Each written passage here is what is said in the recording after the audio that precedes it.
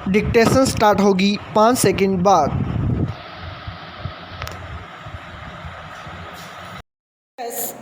भारत विश्व का सबसे बड़ा लोकतांत्रिक देश है। यहाँ प्रत्येक 5 वर्ष की अवधि के बाद लोकसभा और विधानसभा चुनाव होते हैं। इन चुनावों के माध्यम से जनता अपने प्रतिनिधि चुनती है जो केंद्र और राज्य स्तर पर सरकार का गठन करते हैं। क्योंकि भारतीय लोकतंत्र में बहुदलीय व्यवस्था का प्रावधान है, इसलिए कई बार किसी एक दल को स्पष्ट बहुमत नहीं मिल पाता। इससे राजनीतिक अस्थिरता की स्थिति उत्पन्न हो सकती है। अतः उक्त परिस्थिति में गठबंधन सरकार की स्थापना की जाती है। पिछले कुछ दशकों से भारतीय राजनीति में गठबंधन सरकारों का वर्चस्व रहा है। ऐसे में गठबंधन सरकार की विशेषताओं, उसकी सफलता और असफलताओं की संभावनाओं को जानना आवश्यक हो जाता है। सामान्यतः गठबंधन उस प्रक्रिया को कहा जाता है जब दो या दो से अधिक व्यक्ति अथवा दल किसी विशेष उद्देश्य की प्राप्ति हेतु अस्थायी रूप से अल्पकाल के लिए जुड़ते हैं। राजनीति के संदर्भ में गठबंधन का आशय दो या दो से अधिक दलों का मेल है। A dictionary of political thought में रोजर स्क्रटन ने राजनीति के संबंध में गठबंधन को परिभाषित करते हुए लिखा है, विभिन्न दलों या राजनीतिक पहचान रखने वाले प्रमुख व्यक्तियों का आपसी समझौता गठबंधन कहलाता है। पाई पैराचेंज।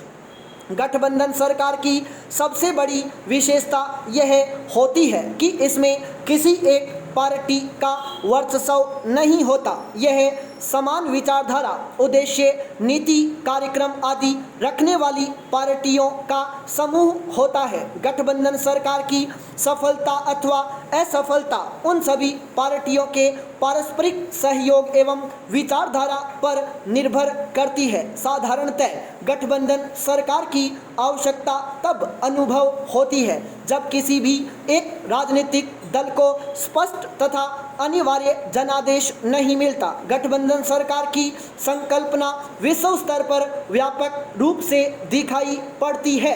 जापान आदि सहित कई देशों में गठबंधन सरकारों के गठन को मान्यता मिली हुई है। भारत में भी गठबंधन सरकार की व्यवस्था है। वैसे भारतीय लोकतंत्र बहुत ही लचीला तथा परिवर्तनशील है। अतः यहाँ स्वतंत्रता के कुछ वर्षों के पश्चात ही गठबंधन सरकार की स्थापना प्रक्रिया अस्तित्व में आ गई थी। भारत में पहली गठबंधन सरकार की स्थापना वर्ष 1953 में राज्य स्तर पर हुई थी। इसके अंतर्गत आंध्र प्रदेश में संयुक्त मंत्रिमंडल की स्थापना की गई थी। हालांकि यह मंत्रिमंडल 13 महीने की छोटी सी अवधि में विघटित हो गया। इसके बाद वर्ष 1957 में उड़ीसा राज्य में गठबंधन सरकार का गठन हुआ, लेकिन इसका कार्यकाल पूरा होने से पूर्व ही वर्ष 1961 में इसका भी विघटन हो गया। वर्ष 1967 में पश्चिम बंगाल में भी यह प्रयोग हुआ जो असफल ही रहा। बाद में वहां राष्ट्रपति शासन लागू करना पड़ा। 21 मार्च 1997 को उत्तर प्रदेश में भारतीय जनता पार्टी और बहुजन समाज पार्टी के गठबंधन वाली सरकार अस्तित्व में आई। इस सरकार ने गठबंधन की राजनीति में एक नवीन प्रयोग किया जिसके अनुसार गठबंधन को 6 महीने के अंतराल पर परिवर्तित होना था, अर्थात बारी बारी से दोनों पार्टियों को 6 महीने के लिए नेतृत्व का अवसर मिलना था, लेकिन यह प्रयोग भी सफल नहीं रहा। यद्यपि गठबंधन सरकारों की सफलता सदैव संदिग्ध बनी रहती है, फिर भी वर्तमान समय में केरल, महाराष्ट्र, जम्मू और कश्मीर, पश्चिम बंगाल, पंजाब, झारखंड, नागालैंड तथा पुडुचेरी में गठबंधन सरकारें सत्तारत हैं। केंद्र में गठबंधन सरकार की स्थापना की प्रक्रिया काफ़ी बाद में शुरू हुई। आरंभिक 3 दशकों में कांग्रेस को स्पष्ट जनादेश मिला, क्योंकि स्वतंत्रता प्राप्ति में कांग्रेस की भूमिका बहुत महत्वपूर्ण थी। कांग्रेस पार्टी के प्रभाव से उस दौरान राष्ट्रीय स्तर पर किसी राजनीतिक दल को उभरने का अवसर ही नहीं मिल पाया। धीरे धीरे जनता ने कांग्रेस का विकल्प ढूंढना आरंभ कर दिया। फलस्वरूप वर्ष 1979 में किसी भी पार्टी को स्पष्ट बहुमत प्राप्त नहीं हुआ। तब जनता दल ने कांग्रेस के साथ गठबंधन करके सरकार बनाई, जो 14 जनवरी 1980 को ही विघटित हो गई। इसके बाद वर्ष 1989, 1990 और 1996 में क्रमशः जनता दल, नेशनल फ्रंट, समाजवादी जनता पार्टी, कांग्रेस और जनता दल यूनाइटेड फ्रंट के गठबंधन की सरकारें अस्तित्व में आईं, परंतु ये सभी सरकारें अपना निर्धारित कार्यकाल पूरा करने में असफल रहीं। केंद्र स्तर पर सबसे अधिक सफल गठबंधन एनडीए और यूपीए 1-2 का रहा है। वर्तमान समय में केंद्र में एनडीए गठबंधन की सरकार सत्ता में है। अगर राज्य स्तर पर बात करें तो गठबंधन सरकारों को सबसे अधिक सफलता केवल पश्चिम बंगाल और केरल में मिली है। इस सफलता का सबसे बड़ा कारण है इन राज्यों में साम्यवादी दलों का प्रभुत्व। इन राज्यों में सक्रिय सभी पार्टियों का आधारभूत सिद्धांत ऊपरी तौर पर बहुत हद तक समान है। अब सबसे महत्व का प्रश्न यह है कि भारत जैसे विकासशील देश में जहां एक बड़ा वर्ग अशिक्षित है, वहां गठबंधन सरकार कितनी प्रासंगिक है और इसकी सफलता की कितनी संभावनाएं हैं।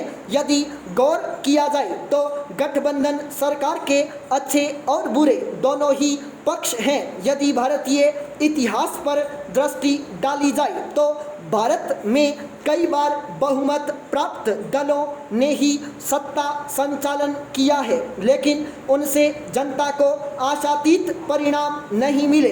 इसलिए जनता ने विकल्पों की खोज की।